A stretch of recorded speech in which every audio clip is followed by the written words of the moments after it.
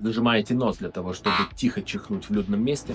Осторожно, так можно навредить себе. Как? Сейчас расскажу. Когда мы чихаем, скорость воздуха в носоглотке может достигать 160 км в час. Это как мощный выстрел изнутри. И если мы зажимаем нос или рот, это давление не может выйти наружу и уходит внутрь организма. Бывали случаи, когда это приводило к разрыву барабанной перепонки, повреждению горла, треснувшему черепу или лопнувшему сосуду. Чих – это естественный защитный рефлекс для того, чтобы вывести микробы и пыль из организма. Отвернитесь, закройте нос и рот руками и дайте телу сделать свое дело.